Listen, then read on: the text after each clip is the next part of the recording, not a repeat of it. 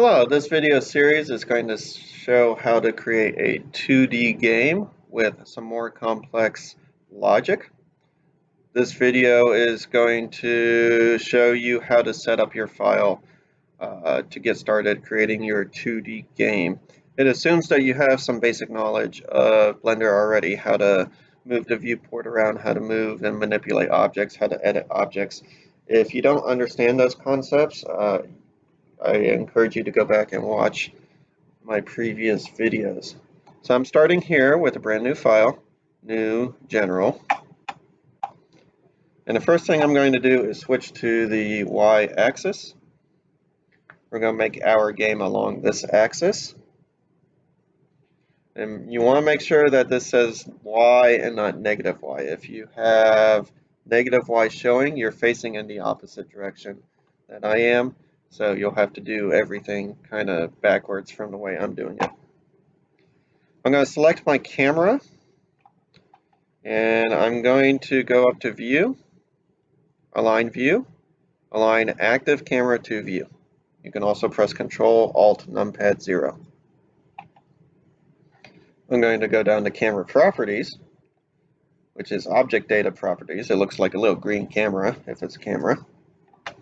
I'm going to change the type to orthographic. This is going to get rid of the depth perception.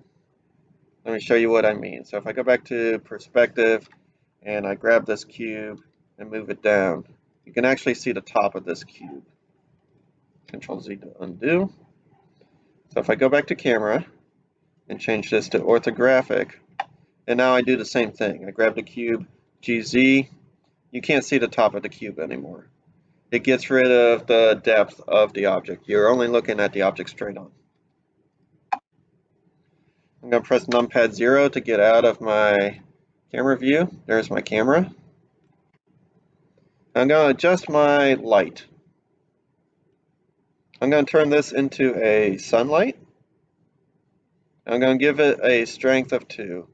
Playing around with this, I found that strength 2 does a pretty good job. What a sunlight does is it's going to provide us infinite light for our 2D game, so we don't have to worry about lighting it. This is up to you, of course. If you want to add lights to your game to give it a more dynamic feel free to do that. If you don't want to worry about light, you can follow these directions to create a sunlight. By default, the sun's shining on top of my cube. I want the sun to be shining in the same direction as my camera. Before that, I'm also going to turn off shadows. I don't want any shadows to show up and make things look weird. So I'm just going to click this checkbox to disable shadows. So to redirect my sun, I'm going to open up this panel up here by clicking this little tab. I'm going to zero out the rotation for my sun. If I do that, I'll end up with a sun that's facing straight down, high noon. To get it facing in the same direction as my camera, I want to rotate it along the x-axis, negative 90 degrees. So now my sun is shining in the same direction as my camera. Since the sun provides infinite light, it doesn't matter where the sun is. You can move it off the screen so it's out of the way. You can move it behind your camera. No matter where you place the sun, you're always going to have sunlight or light shining in this direction. All right. So if I press 0 and press P for play, this is what I get, a brightly lit cube. The last thing I'm going to do is I'm going to go to my world properties, which is this little globe here. I'm going to change my background color. I'm going to find a color that looks a little more like the sky.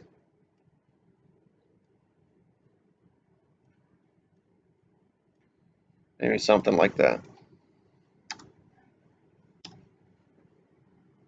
All right. And that should do it for now for setting up our file. Thanks for watching and happy blending.